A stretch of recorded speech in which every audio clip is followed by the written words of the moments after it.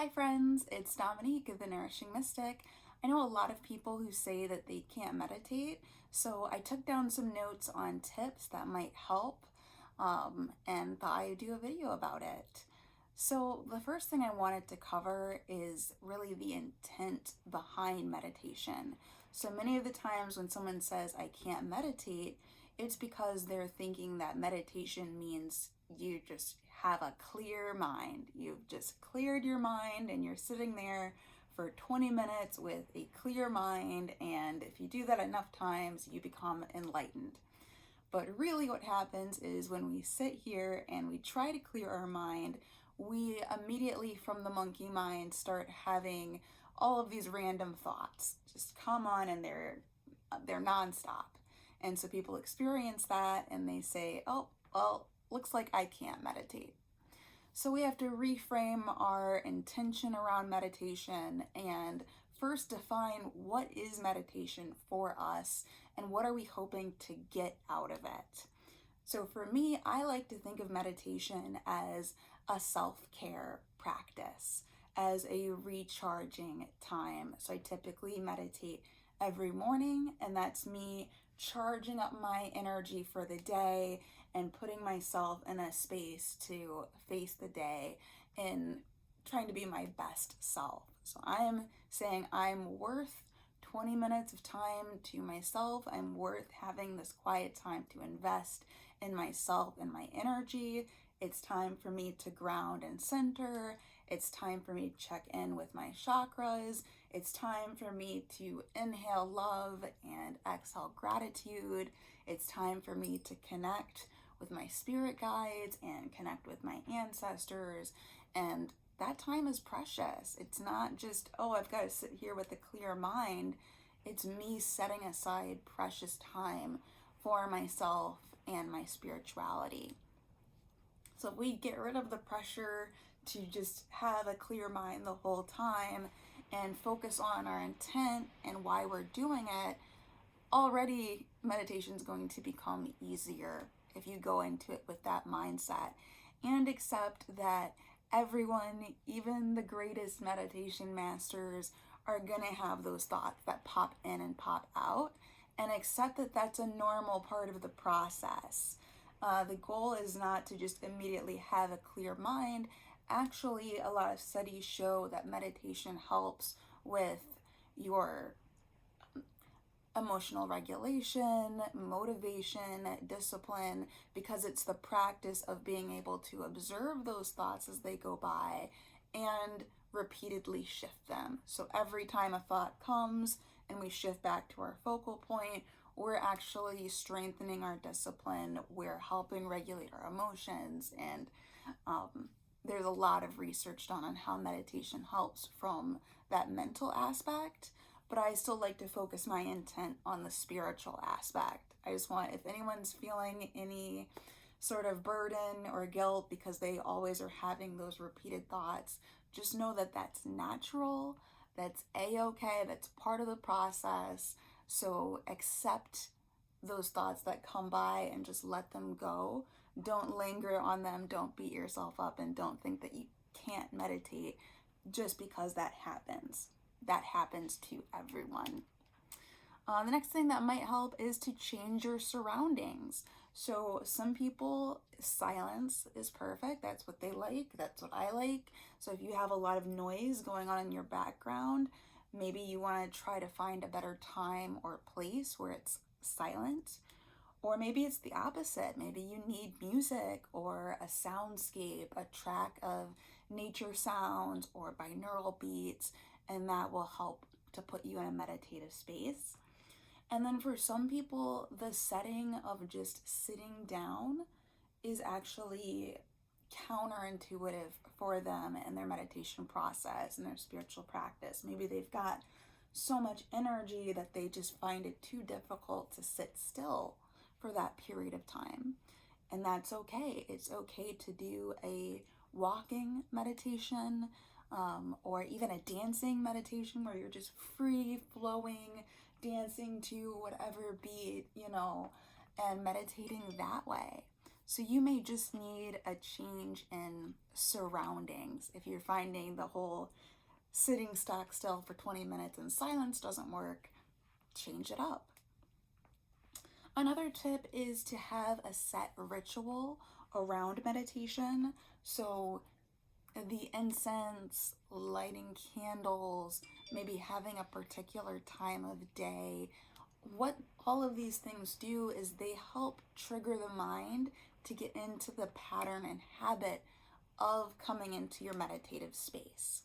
So after you've practiced meditation for a while, you'll find that it becomes easier and more natural over time. It becomes more comfortable. Your body gets used to it, and you find yourself easing into a meditative flow more quickly. And the more you have the same ritual elements before and after that practice, it helps anchor and prepare the body to go into that space. So if you light incense every time, you light candles every time, you're telling your body, okay, now is time for meditation, and it will go into a meditative state much easier. Another thing about the timing really matters. I have experimented, I have been meditating for easily over 8 years now. And I've noticed for sure that if I meditate in the morning at a specific time, those meditations are typically the most profound. They're the most intense. Whereas if I meditate in the evening or midday or before bed, any other time outside of my normal time, then I actually will get a lot more of those distracting thoughts just constantly. It'll be very hard for me to get into the flow. It is, again, just part of this standard ritual, standard time.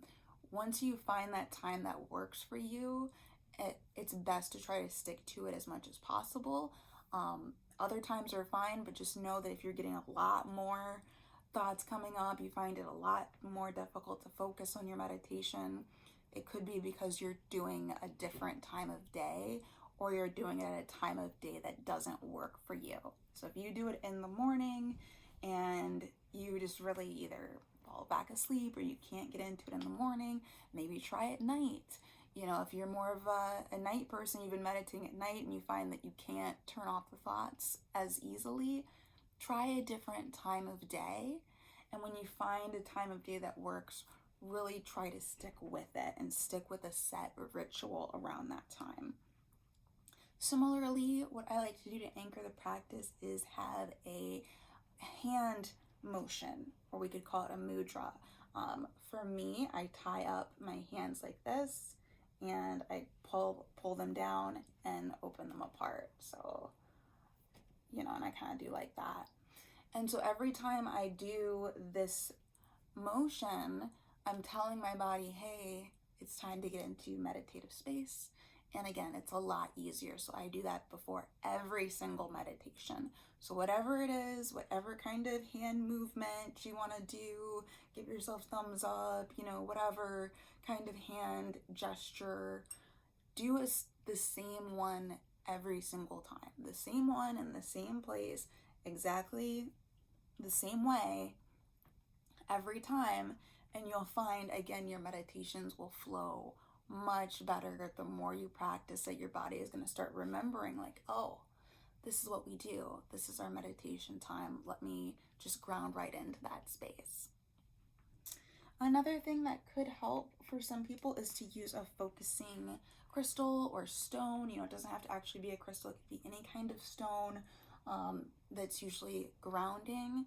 And the reason being, again, is this just to focus your energy, maybe give you another focal point. If it's a stone that's very grounding, it might help you ground some of your energy. So I usually think of these elements as meditative helpers that really help to concentrate your energy into the meditation or help facilitate your meditative space, the energy of your surroundings.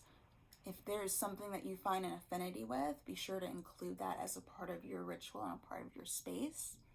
And just another note about space and ritual, if you're doing any type of smoke cleansing, like I said, incense, again, it's part of the sensory sensation that helps trigger your mind for meditation. and crystals and stones are also good to help with setting the energy for your meditation. So the other thing is, of course, to experiment with different focal points. Again, for someone focusing on their breath, the inhale and the exhale is typically very good. That's a standard meditation practice, is just to simply focus on your breath. But for some people, maybe who have anxiety, they might not like focusing on their breath. For some people, that actually gives them anxiety and makes them uncomfortable, and they don't like to feel their breath going in and out or focus on that. In that case, I like to even feel not just my breath going through my nostrils, but feeling my entire being breathing in and out. So imagining every pore in your body, every cell of your being, all of those cells taking in energy and exhaling. Your entire energy body becomes the focal point, and you're fully, not just in your nostrils and going down, but every area of your body, your palms, your soles of your feet, every part of your body, inhaling and exhaling. That for me really, really helps me get in that meditative flow state a lot more than just feeling the breath through my nostrils. But another thing could just be a mantra. You might just do a simple mantra. It doesn't have to be a complicated affirmation or anything. It could just be, I am. And you just repeat that to yourself, I am. I am. And then the extra thoughts come in and they try to add things or think about, the meal plan or whatever. And you just, I am. Go back to the mantra. Every time a distraction comes in, thank you for the distraction, let it go in love, and go back to your mantra focal point. Other people I know do really well with a flame of fire as their focal point. They're just watching the fire dance and watching that fire as their focal point.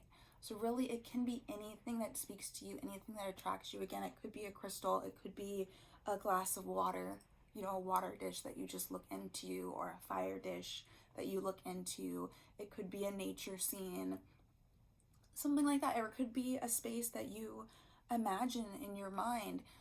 Anything can be the focal point, as long as, again, when the interrupting thoughts come in, that you, again, release them and go back to the focal point. The last thing is to journal your experience afterwards. This really helps. Again, if you are doing a spiritual practice like I am, you're probably going to get some messages, some guidance from your meditation, some things that you experience, and you're going to want to journal those down. And you're going to want to journal like, okay, I used this incense and this is what happened during my meditation, and maybe even the time of day. So you say, okay, I tried it at 5 p.m. and I had all of these extra intrusive thoughts. I couldn't really get into any sort of grounded state. So just write down those details, and then you can look back and start noticing what's your pattern. Oh, it's this time of day that I normally get these experiences. Or no, it's this time of day that works better for me. Or okay, it works really good when I focus on my ancestors and focus on hearing them. So that really works for me. And I just try all sorts of different meditations. Try out different guided meditations like on Insight Timer. Try different mantras, different focal points, and journal down each one. This is what I focused on, and this is what happened. This is what I experienced. And start seeing your own patterns, and then you'll kind of figure out what works for you, and don't be afraid to change it up. So I hope that gives you some inspiration, some encouragement, and some motivation. If you felt like you can't meditate, or you felt like giving up on meditation, I really encourage you to keep trying, try new things, and be blessed. Just look for whatever practice that nourishes you and feeds your soul and makes you feel uplifted, and better afterwards. Then go with it. that's your practice. It's okay if it doesn't look like a formal meditation to anyone else. If it works for you in your spiritual practice, like, follow that. So thank you so much for your time, and blessed be.